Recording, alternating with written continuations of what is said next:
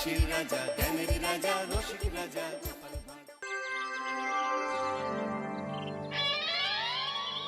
বলছি গোপাল রওনা দি। মহারাজ এত ব্যস্ত হবেন না মহারাজ। হ্যাঁ হ্যাঁ, তা মহারাজ, আপনাকে দেখে মনে হচ্ছে আপনি রাতে একটু ঘুমোননি। হ্যাঁ ঠিকই ধরেছ, তাছাড়া ঘুম হবে কি করে বলো, আমার বাড়িতে যে ছোট্ট রাজপুত্র আসছে। তা অবশ্য ঠিক, সেই কবে থেকে আমাদের নাতিকে দেখার জন্য আমরা বসে আছি। আচ্ছা গোপাল, তুমি এইবারে রওনা দাও, বেশি দেরি করো না, জাহাজ ঢুকবার সময় হয়ে এলো। আপনি কিচ্ছু চিন্তা করবেন না মহারাজ, আমি একদম সযত্নে আপনার নাতি ও বৌমাকে রাজপ্রাসাদে নিয়ে আসব। গোপাল, খুঁজে পেতে কোনো রকম অসুবিধে হবে না। মনে আছে রানীমা? এখন তাহলে আসি।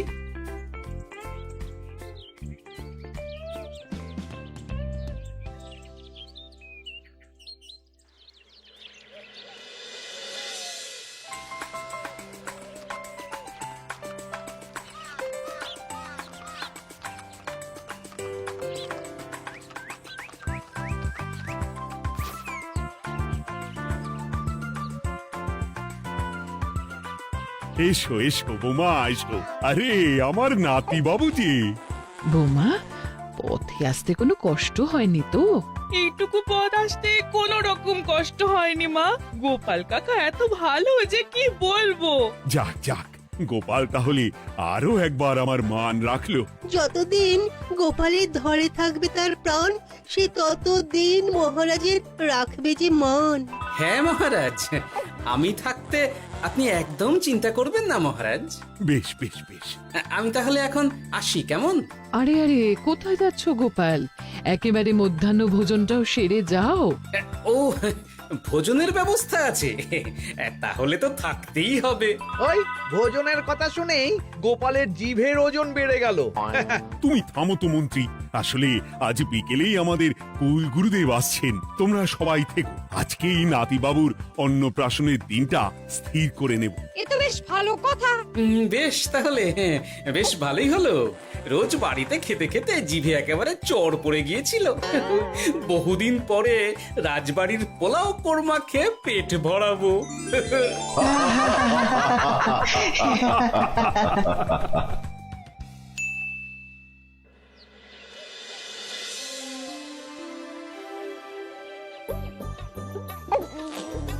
বাহ, তোদের নাতির তো ঢের উন্নতি হবে রে, খুব প্রতিপত্তি হবে, নাম যশ সব হবে, কোনো চিন্তা নেই। গুরুদেব, নাতির শরীর স্বাস্থ্য ভালো থাকবে তো? দেখ, এমনিতে খুব একটা কিছু অসুবিধা তো দেখছি না, তবে হ্যাঁ, সম্প্রতি একটা বড় সড়ো ঝড় বয়ে যাবে দেখা যাচ্ছে। কি সর্বনাশ গুরুদেব, এসব কি বলছেন, কথাটা কি সত্যি? আমি মিথ্যা বলি না, যা দেখলাম, ঈশ্বর আমাকে দিয়ে যা বলালেন তাই বললাম। তাহলে কি হবে গুরুদেব? এই বিপদ এড়াবার কি কোনো উপায় নেই গুরুদেব? ওরে, তোরা আমার পুরো কথাটা শোন, কথার মাঝেই যদি এত প্রশ্ন করতে থাকিস তাহলে আমি কিভাবে আমার কথাটা শেষ করব? হ্যাঁ, ক্ষমা করুন গুরুদেব, আপনি বলুন বলুন। শোন, ওর কপালে ঝড় থাকলেও সে ঝড় ঠিক কেটে যাবে, চিন্তা করিস না, ভগবান আছেন, উনি বিপদ ঠিকই কাটিয়ে দেবেন। যখন বিপদ চরম সীমায় পৌঁছে যায় তখন ঈশ্বর নিজে এসে আমাদের বিপদ মুক্ত করে। সত্যি গুরুদেব, ঈশ্বর নিজে আসেন? হ্যাঁ, নিজে আসেন। জয় গুরুদেবের জয়। গুরুদেব, এইবারে তাহলে আপনি একটা শুভ দিন বলে দিন, নাতি বাবুর অন্নপ্রাশনটা ধুমধাম করে দিতে হবে তো। আজকের পর থেকে ঠিক 3 দিন বাদে একটা খুব ভালো দিন আছে, ওই দিন তাহলে অন্নপ্রাশনের ব্যবস্থা কর। বেশ বেশ, তবে তাই হবে গুরুদেব, তাই হবে। গোপাল, তাহলে সব কিছুর বন্দোবস্ত করা শুরু করো। সে আর বলতে রানীমা, আমি আগামীকাল থেকেই একদম জোর কদমে মাঠে নেমে পড়বো। হ্যাঁ রানীমা, আমি কোনো দায়িত্ব নেব নাকি? না থাক, যদি প্রয়োজন হয় তুমি গোপালকে সাহায্য করো।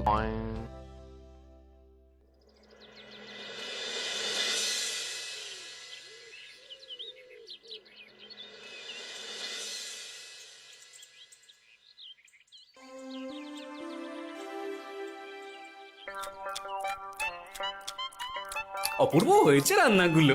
সুযোগ পেয়েছে একেবারে 3 দিনের খাওয়া খেয়ে নিচ্ছে।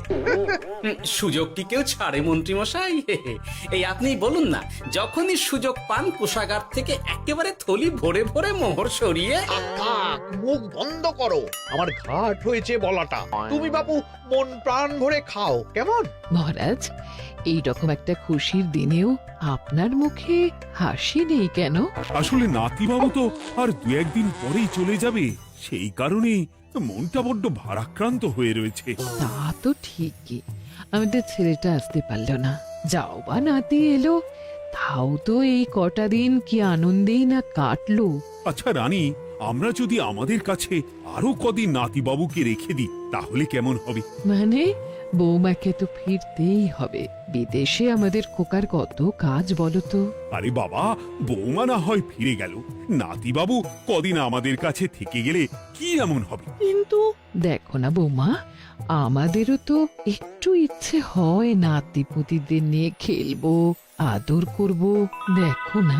ঠিক আছে ঠিক আছে, আপনাদের কাছে আমার বাবু সোনাকে রাখতে আমার কোনো চিন্তাই নেই। ব্যাস, তাহলে তো মিটেই গেল। মহারাজ, নাতিবাবুকে কদিন এখানেই রেখে দিন, আমরা সবাই আছি, ঠিক কোলে পিঠে করে তাকে সামলে নেব। বাবা বাবা বাবা, গোপাল তোমার সব দিকে কান খোলা থাকে তাই না?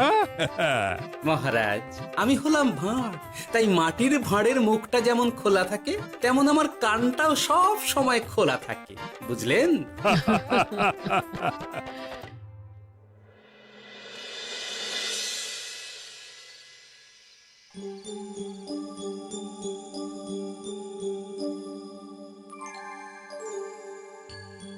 কি ব্যাপার মহারাজ, আপনি এখনো শোননি কেন?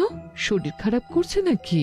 না রানী, একটা কথা খুব ভাবাচ্ছে বুঝলে। কি কথা মহারাজ? এই যে সেদিন গুরুদেব বললেন না, যখন গভীর বিপদ আসে তখন ঈশ্বর নিজে আসেন বিপদে মোকাবিলা করার জন্য। হ্যাঁ মহারাজ, বললেন তো। আচ্ছা, ঈশ্বর কি বিপদে সত্যিই নিজে আসেন? কিন্তু তিনি নিজে তো বিশাল শক্তিধর, ক্ষমতাবান, তাহলে তিনি নিজে না এসে অন্য কাউকে পরিস্থিতির মোকাবিলা করতে পাঠান না কেন? মহারাজ, ঈশ্বর কখনো কখনো নিজেই হয়তো আসেন, অথবা কখনো কারো দ্বারা বিপদ খণ্ডন করেন। ব্যাপারটা খুবই সহজ মহারাজ।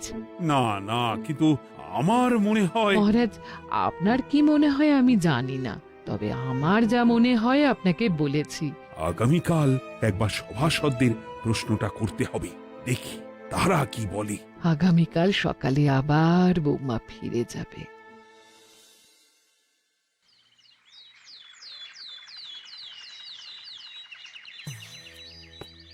আমি তাহলে আসি, আমার সন্তানকে আপনাদের কাছে কদিনের জন্য রেখে গেলাম, ওকে খুব যত্নে সাবধানে রেখে দেবেন, কেমন? তুমি কোনো চিন্তা করো না মা, আমাদের নাতিবাবু একদম দুধে ভাতে থাকবে। কদিন একটু দেশের মাটিটা চিনে নিক, তারপর না হয় আবার বিদেশে পাড়ি দেবে। এই বলো সোনা।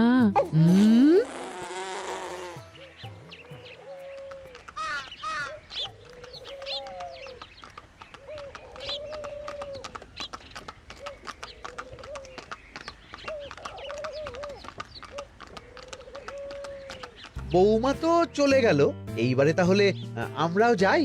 আজকেও নিশ্চয়ই বৌমার ফিরে যাওয়া উপলক্ষে রাজসভা বন্ধ থাকবে। ভুলেও এই সব কথা ভেবো না মন্ত্রী, চলো এইবারে সবাই রাজসভায় চলো, তোমাদেরকে একটা খুবই গুরুত্বপূর্ণ প্রশ্ন করব। সেরেছে, মহারাজ আবার কি প্রশ্ন করবেন ভগবান জানে। সবাই রাজসভায় এসো।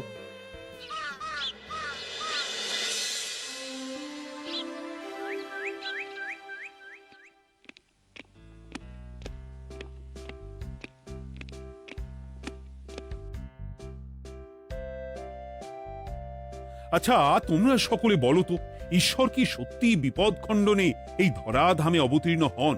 আচ্ছা, তাই যদি হয় তাহলে ঈশ্বর নিজে না এসে তার প্রতিনিধি হিসেবে অন্য কাউকে বিপদ খণ্ডন করতে পাঠান না কেন?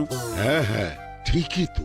কেন কেন, ঈশ্বর তো মহাশক্তিধর, উনি চাইলেই যা খুশি তাই করতে পারেন। মহারাজ, আমাদের যেমন ইচ্ছে হলে আমরা খাই দাই ঘুমাই ঘুরে বেড়াই, ঠিক সেই রকম ঈশ্বরেরও ইচ্ছা হয় নিজে নেমে এসে জগতের কল্যাণ করার। না না না, আমি কিন্তু আমার প্রশ্নের যথাযথ উত্তর পেলাম না। এই গোপাল, তুমি কিছু বলো না, একদম মুখে কুলুপ দিয়ে বসে আছো কেন? হ্যাঁ, না মহারাজ, মুখে কুলুপ দিয়ে নেই, আসলে খিদেতে পেটে ছুঁচো দৌড় দিচ্ছে।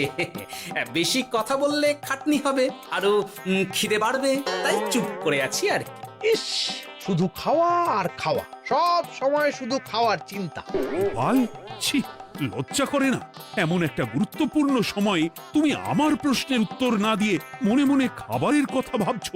আসলে মহারাজ, ওই না খেলে যে মাথাটা কাজ করে না, পেটে খিদে মুখে লাজ, এমন করলে তো মগজটাই পুরো ঘেঁটে ঘ হয়ে যাবে মহারাজ। বেটাকে তাড়িয়ে দিন। যাও যাও গোপাল, আমার রাজসভা থেকে এক্ষুনি বিদে হও দেখি। যাও যাও, তুমি যাও।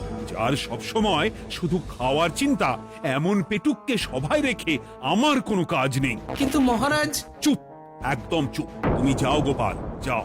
যদি কোনোদিনও উত্তর খুঁজে পাও, তবেই আবার এই সভায় তোমার মুখ দেখিও।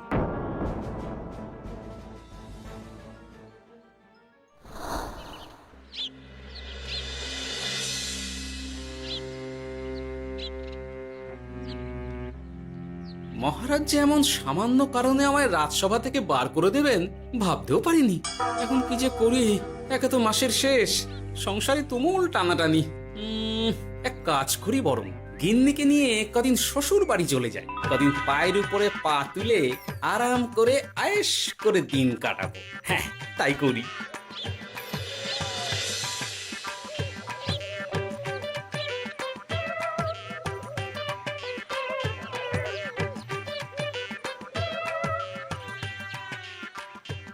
গিন্নি, ও গিন্নি, বলছি কি, ওই শিগগিরই তল্পি তল্পা গুছিয়ে তোমার বাপের বাড়ি চলো। এই কটা দিনের জন্য দুজনে ঘুরে আসি, বুঝলে? কি ব্যাপার? তোমার হঠাৎ করে আমার বাপের বাড়ি যাবার হিড়িক কেন? কিছু মতলব আছে নাকি?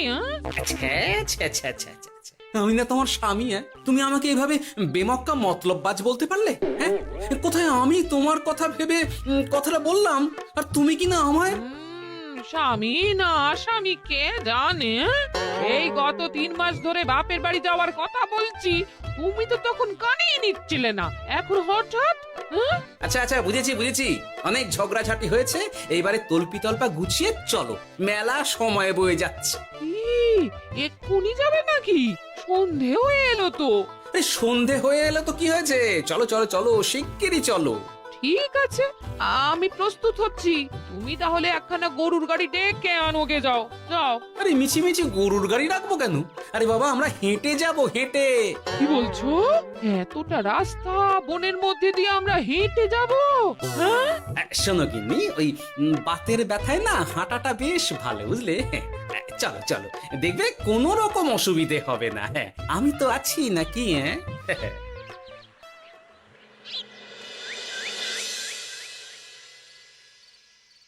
বাবা, হ্যাঁ, বনটা বেশ ঘন। বলি, এই সময়ে এই বনের মধ্যে দিয়ে কেউ হেঁটে যায়? মেলা গজগজ না করে চুপচাপ এসো দেখি। ও মা গো, বাবা গো, বাবা গো, কি লাগাটাই না লাগলো গো। আরে, তোমার থেকে আমার বেশি লেগেছে, যাখানা ধাক্কা মারলে। কি করবো? গিন্নি আমায় ধাক্কা মেরে ফেললো বটে, কিন্তু আজ আমি মহারাজের প্রশ্নের যথাযথ উত্তর পেয়ে গেলাম। বেড়াল ছানাটিকে বাঁচাতে কোনো কিছু না ভেবেই কিভাবে বেড়ালটা ওই বাঘা কুকুরটার দিকে তেড়ে গেল। হ্যাঁ, তার মানে বিপদে পড়লে সন্তানকে বাঁচাতে না, আমাকে এক্ষুনি একবার রাজপ্রাসাদে যেতে হবে, রানীমার সঙ্গে কথা বলতে হবে। আরে আরে আরে আরে, ওদিকে কোথায় চললে গো? ওদিকে তো তোমার শ্বশুর বাড়ি নয়। আরে বাবা, আমার নয়, তোমার শ্বশুর বাড়ির দিকেই আবার যাচ্ছি, বুঝলে? মানে আমরা আর যাবো না? না না, পরে যাব, তাড়াতাড়ি এসো দেখিনি। এ কি রে বাবা, লোকটার মাথাটা কি গেছে নাকি? কখন যে কি করছে নিজেরই ঠিক নেই, যত সব।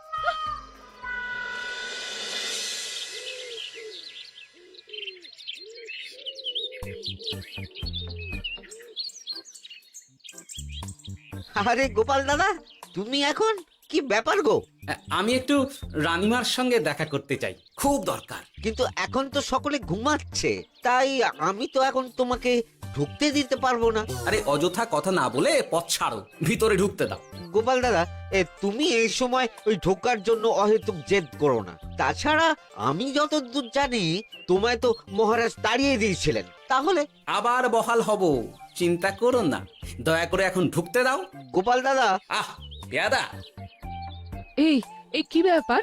এত হইচই কিসের? কি হয়েছে? রানীমা, আমি আপনার সঙ্গে একটু কথা বলতে চাই, বিশেষ দরকার আছে। এসো এসো, ভেতরে এসো। তাহলে মহারাজকে তোমার পরিকল্পনা মতো বাইরে নিয়ে যেতে পারলেই উনি ওনার প্রশ্নের উপযুক্ত জবাব পেয়ে যাবেন, বলছো? সে ব্যাপারে আপনি 100% নিশ্চিত থাকুন রানীমা। এখন আপনি শুধু আমার পরিকল্পনা অনুযায়ী মহারাজকে নৌকা বিহারে যেতে রাজি করান। তারপর কি হয় সেটা আপনি নিজেই সচক্ষে প্রমাণ পেয়ে যাবেন। তোমার উপরে আমার অগাধ আস্থা গোপাল। ঠিক আছে, তুমি যেমনটা বললে ঠিক ওইভাবেই আমি নৌকা বিহারের ব্যবস্থা করছি। রানীমা, দেখবেন এই পরিকল্পনাটা যাতে কোনোভাবেই পাঁচকান না হয়, তাহলে কিন্তু সব ভেস্তে যাবে। নিশ্চিন্তে থাকো গোপাল, কিচ্ছু হবে না, নিশ্চিন্তে থাকো।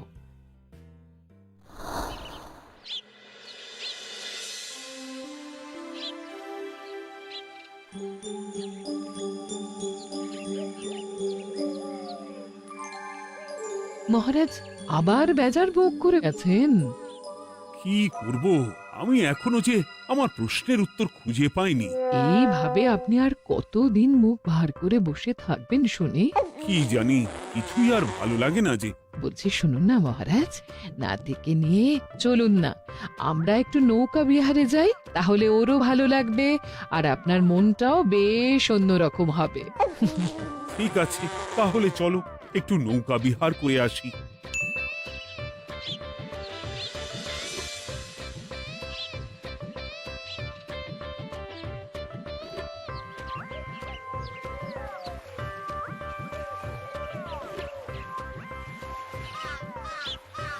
এই তো মহারাজ, আসুন আসুন, সেই কখন থেকে আপনার জন্য অপেক্ষা করছি।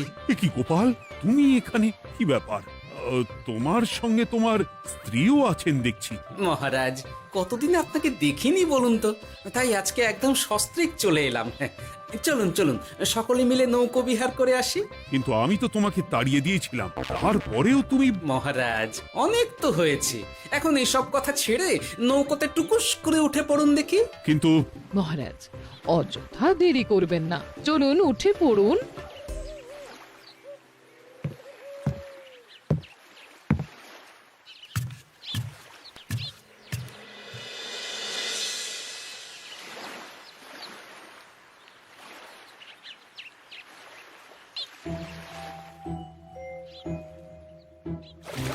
এ কি?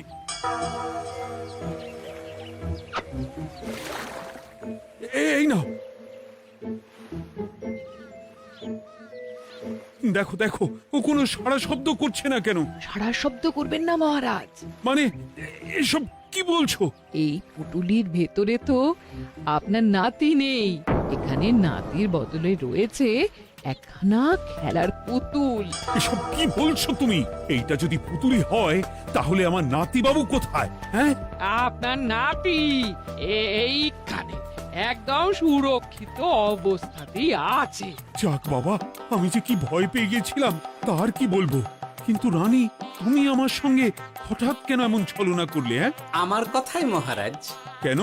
আসলে আমি আপনাকে এই ঘটনার মধ্যে দিয়ে আপনার প্রশ্নের আসল উত্তরখানা দিতে চেয়েছিলাম, তাই। গোপাল, কি বলতে চাইছো একটু খুলে বলো তো। আপনি জানতে চেয়েছিলেন যে ঈশ্বর যেহেতু বিশাল ক্ষমতাধর, তাই সন্তানের বিপদে তিনি নিজে না এসে অন্য কাউকেও তো তার প্রতিনিধি হিসাবে বিপদটা কাটাতে পাঠাতে পারেন। হ্যাঁ, কিন্তু তার সঙ্গে এই ঘটনার কি সম্পর্ক শুনি? মহারাজ, পুতুলটি যখন জলে পড়ে গেল তখন আপনি সেটিকে নিজের নাতি ভেবেই একবারও কারুর জন্য অপেক্ষা না করে নিজের প্রাণের তোয়াক্কা না করে নাতিবাবুকে রক্ষা করলেন। মহারাজ, আমরা ঈশ্বরের মানব সন্তান। ঈশ্বর আমাদের সকলের হৃদয়ের ভিতরে বসবাস করে, তাই বিপদ হলেই তিনি ছুটে আসেন, কখনো নিজে, আবার কখনো বা কোনরূপ প্রতিনিধি মারফত। তাই ভবিষ্যতে আর কোনোদিনও ঈশ্বর সম্পর্কিত কোনরূপ সংশয় মনে রাখবেন না, কেমন? সাধু সাধু, ধন্য তোমার বুদ্ধি হে গোপাল। সত্যি যেভাবে তুমি একটা ঘটনার মধ্যে দিয়ে আমায় আমার প্রশ্নের উত্তরটা ব্যাখ্যা সমেত, তার কোনো তুলনা হয় না। তোমার যে আর কিভাবে প্রশংসা করব তাই ভাবছি। মহারাজ, আমার আর প্রশংসা না করে ওই পেট পুরে একটু ভালো মন্দ খাওয়ান তো দেখি, তাহলেই হবে, আর কিচ্ছু চাই না। আচ্ছা আচ্ছা, বেশ বেশ, তাই হবে। আগামী 7 দিন তোমার সস্ত্রীক সহ রাজবাড়িতে দুবেলা আহারের নিমন্ত্রণ থাকলো, কেমন? ব্যাস, আর কি চাই?